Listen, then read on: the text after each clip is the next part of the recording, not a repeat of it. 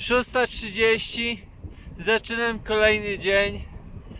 Jeszcze w Yellowstone. Jest zimno. Ale nie ma co się dziwić, jestem na wysokości 2200. Za jakiś czas zacznę zjazd. No i mam nadzieję, że zacznie się robić cieplej. Niedługo też będę już wjeżdżał do Montany. Z radością witam zmianę. Z radością witam też normalne sklepy. Bo ceny w Yellowstone potrafiły przyprawić o mdłości.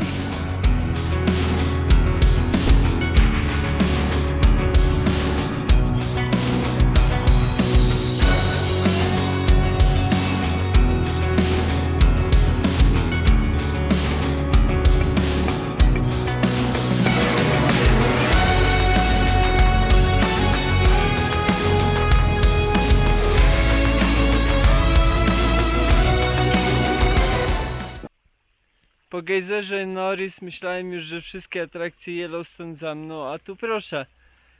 Zdziwiłem się, gdy najechałem na gorące źródła Mammoth. Te gorące źródła, wydostając się na powierzchnię, wypłukują po drodze ze skał minerały, tworząc właśnie takie osady na powierzchni ziemi, które z czasem utworzyły takie wyniosłości, no i takie formacje skalne, można powiedzieć, chyba już na powierzchni ziemi.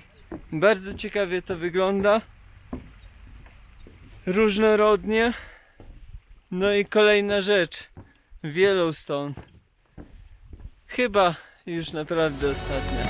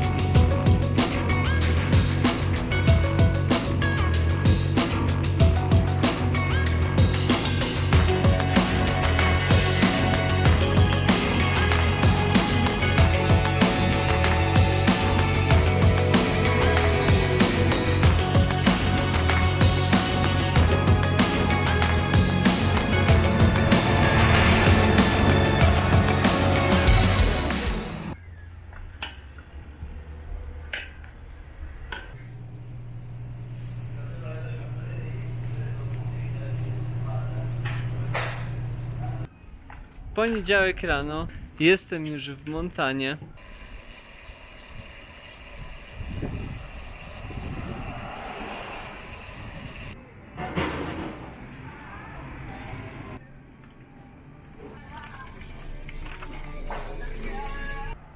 Ach, jak to dobrze wrócić do normalnego sklepu, gdzie ceny nie są z kosmosu. Powiem wam, że te ceny w sklepach Yellowstone zaczynały mnie już powoli dobijać.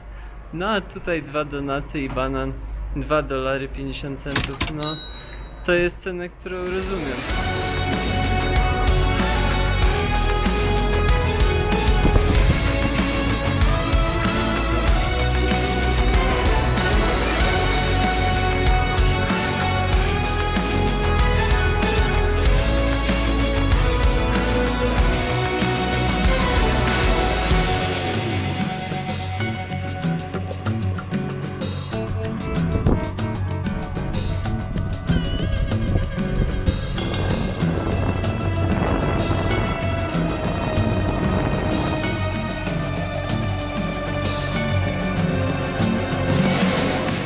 Właśnie zadzwonił do mnie host z Bozeman. No i mam nocleg. No powiem wam, że takie wiadomości bardzo budują i przynoszą ulgę. Bo niepewność tego, gdzie się spędzi dzisiejszą noc, jest taka sobie. Jeszcze nie jestem na takim etapie podróżniczym, by się tym zupełnie nie martwić. No i na pewno mnie to cieszy i buduje. A Montana jest pięknie.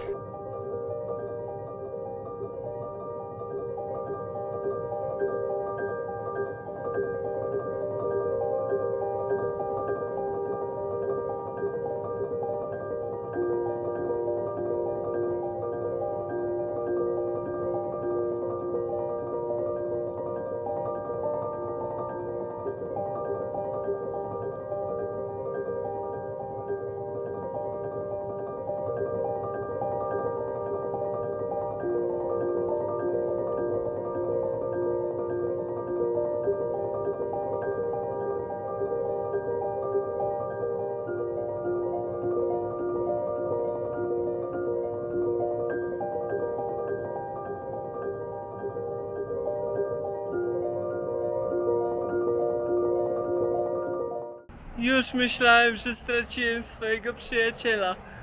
A on jest! No i niestety okazało się, że to nie jest ten mój Casey's.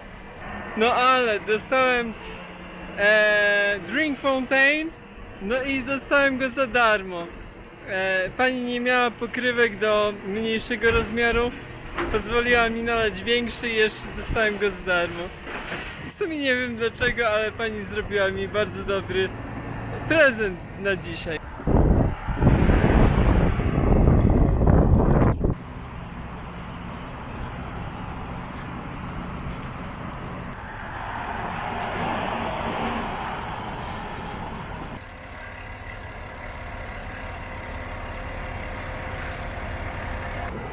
Pora powoli kończyć dzień, wyszło 150 km. Ja zmierzam do swojego hosta, który mieszka w centrum Bozeman. Cieszę się, że będę mógł wziąć prysznic, wyprać wszystko i w spokoju spędzić wieczór. Także do zobaczenia jutro.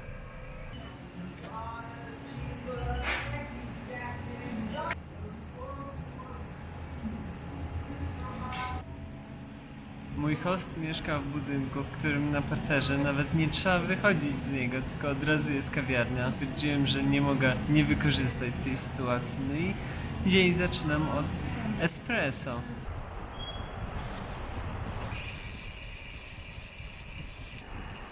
Dzień 38, 7:20. Opuszczam Bozeman, czwarte największe miasto w Montanie i kieruję się do piątego największego miasta w Montanie, czyli Butte. Trochę Amerykanie się z tego śmieją, bo brzmi jak tyłek, ale mam nadzieję, że tak nie wygląda i że nie jadę do tej tylnej części ciała.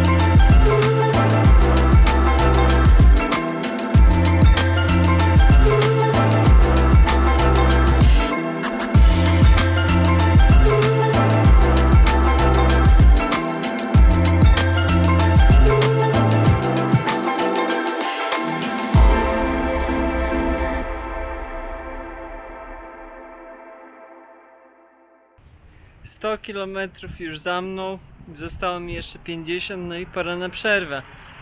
Znalazłem miejscówkę w miejscowości Whitehall.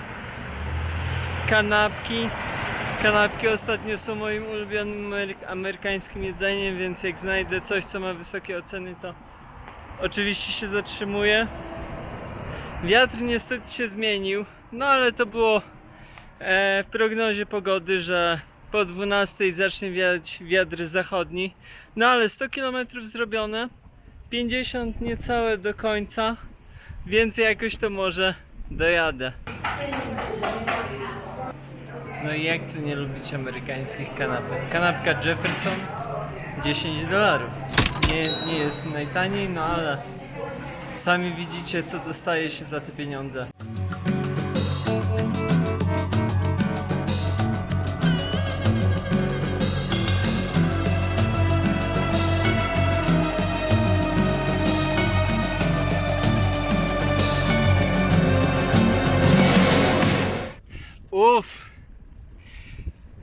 Podjazd podjechany, godzinę 16 zajęło.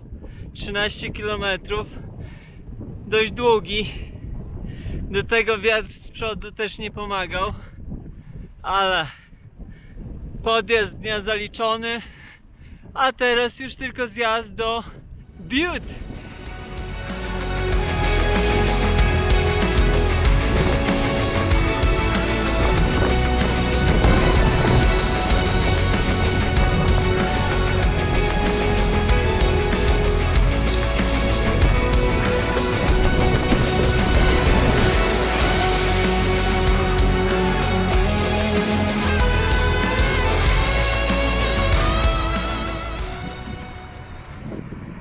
Przy wjeździe do miasta zauważyłem sklep, no i postanowiłem zajechać, kupić sobie cokolwiek. Jakież było moje zdziwienie, jak zobaczyłem w środku sklepu regały, półki regałowe, po prostu jakbym był w magazynie, tylko niższym. Dojeżdżam do swojego hosta. 150 km dzisiaj weszło znowu. Muszę chyba trochę zluzować, bo za szybko dojadę do Seattle. Ale to się jeszcze okaże, kiedy dojadę. A teraz do zobaczenia jutro. Dzień 39. Powoli będę opuszczał Butte, miasto kopalń. Zaraz wam pokażę, jak wygląda krajobraz w Butte, bo naprawdę jest to bardzo ciekawe. Dzisiaj do przejechania 100 km tylko, ale zaczynam późno, bo posiedziałem sobie chwilę w maku, pomontowałem trochę dla was vloga.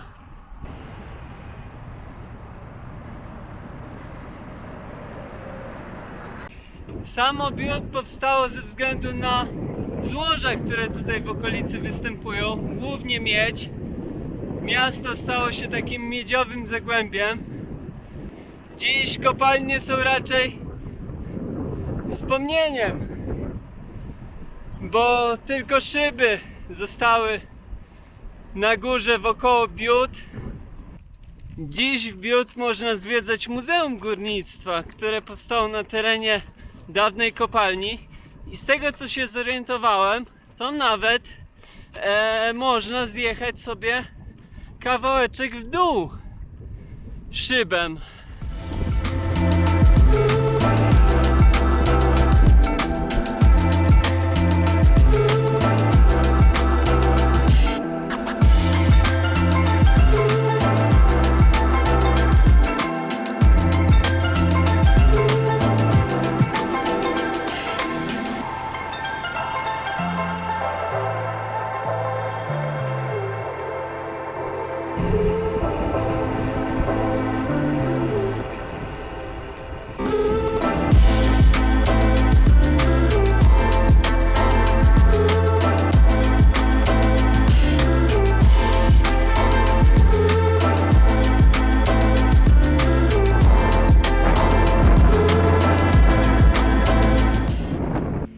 Dzisiaj stwierdziłem, że lunch sobie zrobię sam.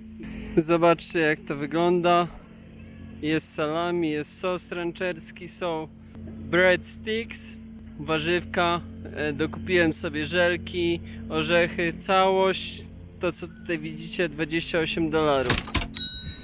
Takiego dnia jak dzisiaj naprawdę bardzo potrzebowałem. Tak sobie zjeść obiad w spokojnej, nieśpiesznej atmosferze. Zostaje mi 30 mil, czyli 45 km jakieś. Dzisiaj może nawet setka nie pęknąć, ale to zupełnie nie szkodzi, bo jestem przed harmonogramem, więc mogę sobie na to pozwolić.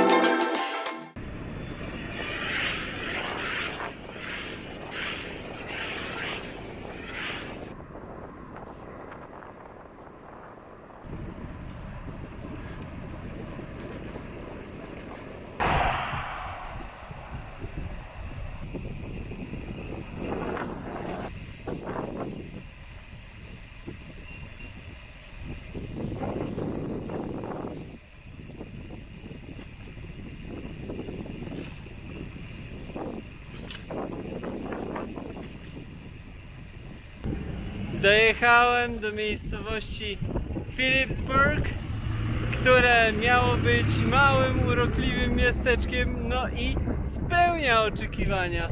Jest naprawdę bardzo ładnie tutaj, muszę to przyznać. Zaraz wygoogluję sobie, gdzie tu warto pójść na jakieś dobre rzeczy, ale widzę już za mną tutaj brewery, więc to może być pierwsze miejsce, do którego uderzę.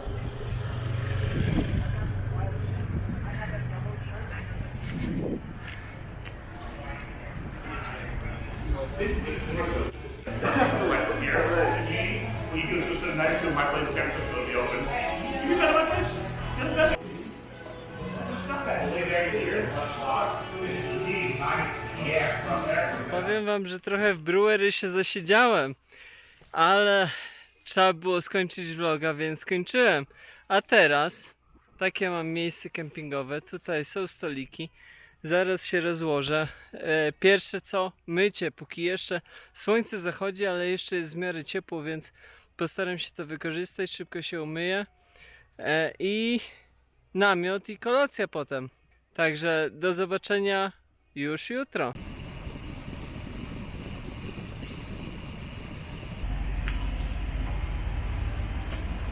Chciałem dzisiaj ruszyć wcześniej, no i ruszyłem, ale nie dało się jechać. Było tak zimno z rana, czyli przed 7, że po prostu stwierdziłem, że no odmrożę sobie palca. Więc zatrzymałem się na stacji, wypiłem kawę, zjadłem breakfast burrito i teraz mogę ruszać dalej. Temperatura już jest około 10 stopni, będzie szybko teraz wzrastać, bo słońce już wyszło.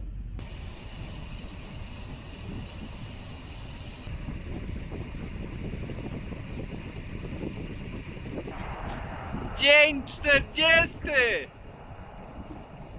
Ruszyłem z Philipsburga, jak się zrobiło trochę cieplej. No i kieruję się do miejscowości, miasta Missoula. 130-140 km dzisiaj do pokonania, ale profil pokazuje, że będę głównie jechał w dół.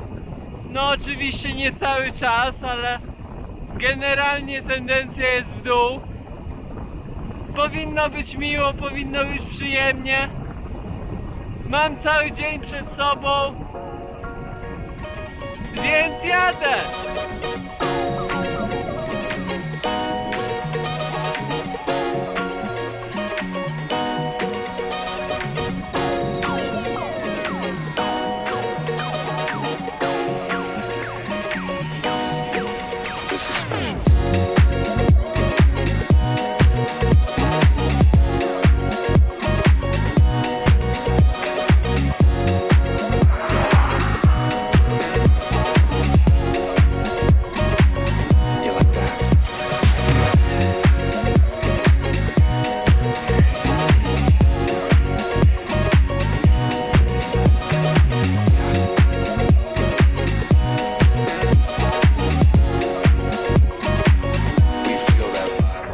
Dzisiejszy dzień przechodzi do historii. Najwyższa średnia to niewątpliwie ponad 30.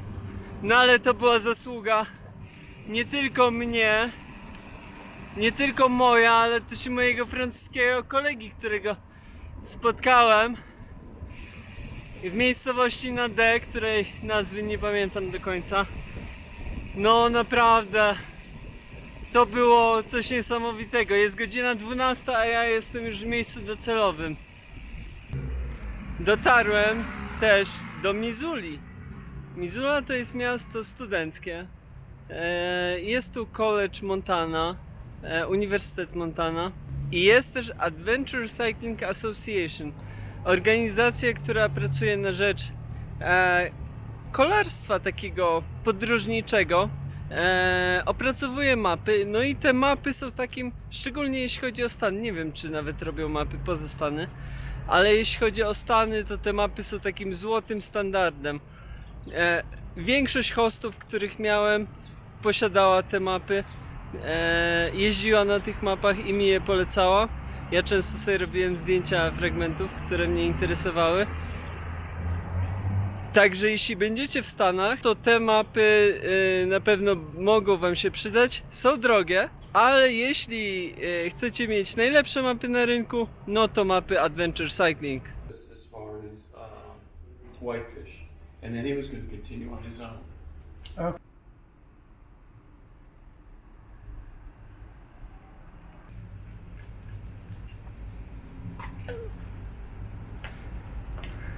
What did we think? 86, he was 78. 26 kilograms. Oh man, No more. 30 kilograms. that's right at 60 pounds. 60 No. pounds, that's all. 60 Wow. pounds. 60 pounds, but we need to add 2 kilos, which is 4. Yeah. So that's pounds. 20. That's kilos. Yeah, there's kilos. 27. So 29 kilos. We're spot on, yeah. So about 64 pounds. Yeah. That's good? Very good. Mine was 105, his was That's 125. That's half of mine. Mine's twice that weight. Mój rower waży, jak się okazuje, około 30 kg razem ze wszystkim. No po prostu wspaniali tutaj są ludzie, jak byli podekscytowani tym, jak ważyliśmy rower. A jeśli jesteście rowerzystami i przypadkowo będziecie przejeżdżali przez Missoula, no to na pewno tutaj musicie do Adventure Cycling Association zajść, bo wszyscy są mega mili. Robią zdjęcia rowerzystom, którzy do nich przychodzą i opisują to na ściance, którą widzieliście. Dla rowerzystów jest też specjalny pokoik, w którym są darmowe lody i darmowa cola. Także warto zajechać.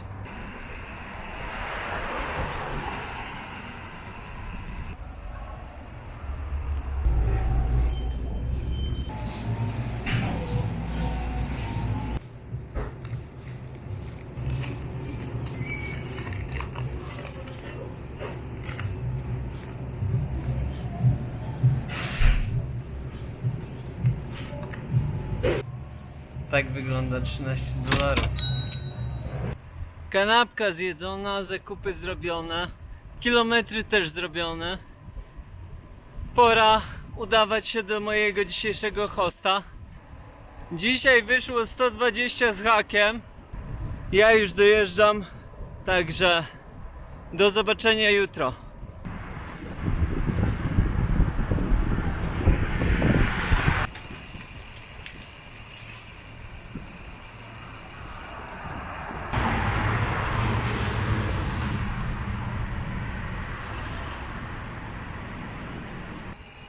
Dzień 41.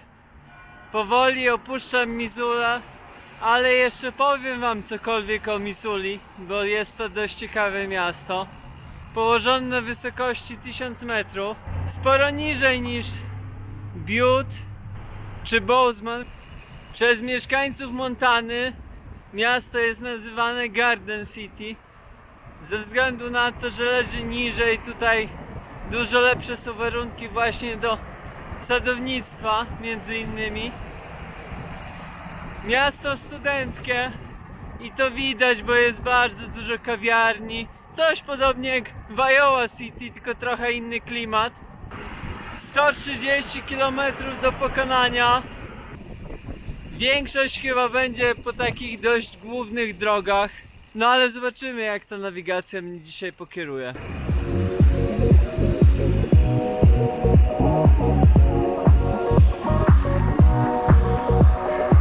You know, I don't even really know where to begin because it seems like every time I get ahead, I end up going 2 steps back. So tonight, I'm just gonna let this one ride. You know what I mean?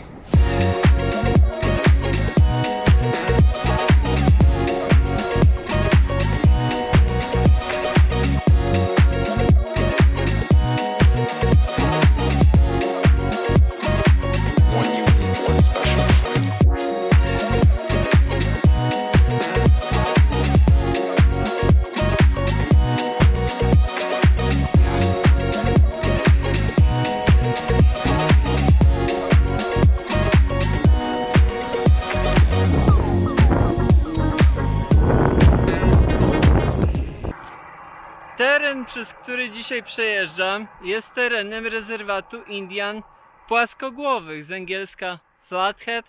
Nie jest to jedno plemię, a konfederacja kilku plemion, które tutaj mieszkały, no i które dostały prawa do tego terenu od Stanów Zjednoczonych w 1855 roku. Ten teren Doliny Flathead jest dość zróżnicowany, bo tutaj i występują łąki, takie podmokłe, ale również i dużo pól uprawnych, więc i rolnictwo, i hodowla bydła są tutaj dość mocno rozwinięte. Ostatnie kilometry po prostu rozglądam się tylko na prawo i lewo. Tutaj dojrzała pszenica, tutaj jeszcze coś innego, tutaj widzę grób ścięty. Pięknie to wszystko kontrastuje i nawet nie przeszkadza, że wiatr w twarz wieje.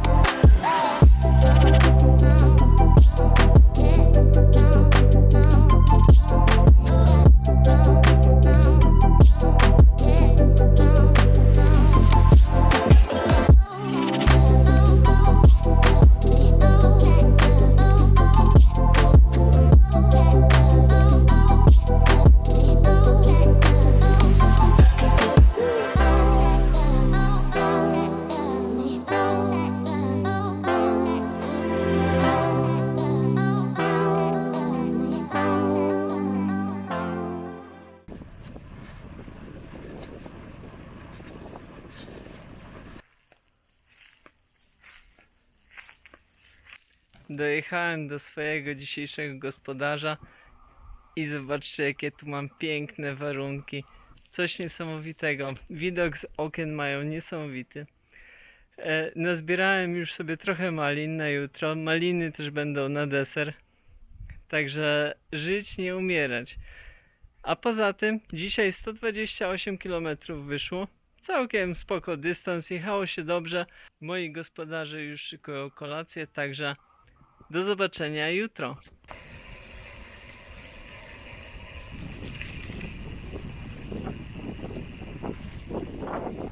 Dzień 42. Rozpoczynam nad pięknym jeziorem Flathead, które, to ciekawostka, jest największym słodkowodnym zbiornikiem wodnym na lewo od Missouri lub Mississippi lub obu. Dzisiaj nawet nie wiem do końca, ile mam do przejechania, bo muszę się jak najbardziej zbliżyć do Glacier National Park, by jutro z rana móc zaatakować kemping, który już będzie w parku.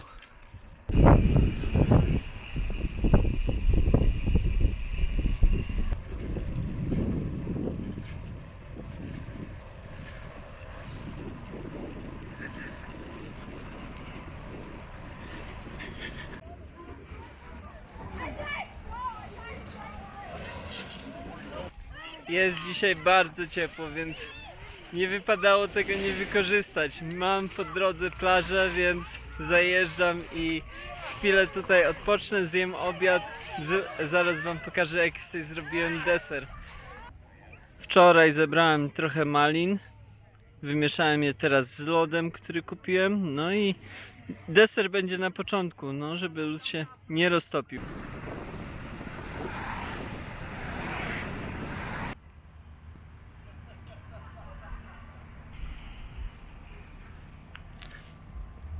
Zakupy na 3 dni zrobione.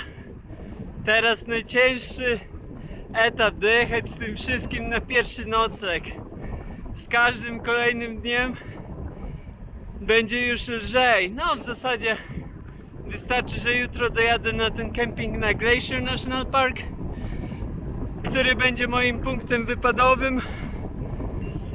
I tam już nie będę musiał tego jedzenia tachać, no ale niestety realia są jakie są. Trzeba to jedzenie dowieźć.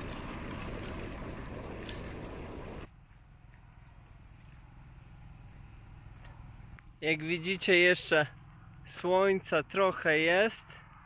Dojechałem za dnia na swój, nie wiem czy legalny, ale w każdym razie nie jestem sam, camping. Już mi zostało do Glacier National Park no bardzo blisko, bo około 15 km, także jutro z rana ruszam, żeby dotrzeć na kemping w Parku Narodowym przed 10, bo tylko przed 10 mogę się po parku poruszać rowerem. Idę rozkładać namiot, no i do zobaczenia jutro. Dzień 43, zaczynam od ucieczki przed deszczem. Tylko ruszyłem, od razu zaczęło padać. Na szczęście chmury idą w drugim kierunku, chyba. Więc póki co ucieczka skuteczna.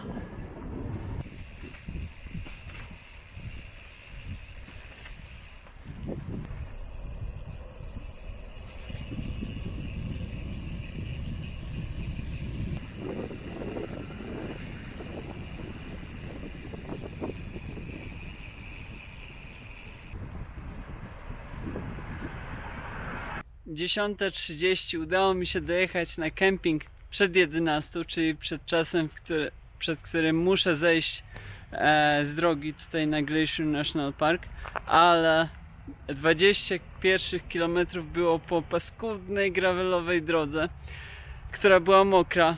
No i pokażę wam, jak wygląda mój rower. Tak wygląda rower, z drugiej strony nie jest lepiej. Rower w miarę umyty. Ja już się zadomowiłem na kempingu, zjadłem sobie śniadanie o 11 dopiero i zaraz zaczynam planować swoje przygody w Glacier National Park. I tym zakończymy dzisiejszy odcinek. A całe przygody z Glacier National Park już będą w kolejnym odcinku. Także dawajcie łapki w górę, subskrybujcie i klikajcie te dzwoneczki, żeby nie przegapić kolejnego odcinka, bo na pewno będzie działo się bardzo dużo.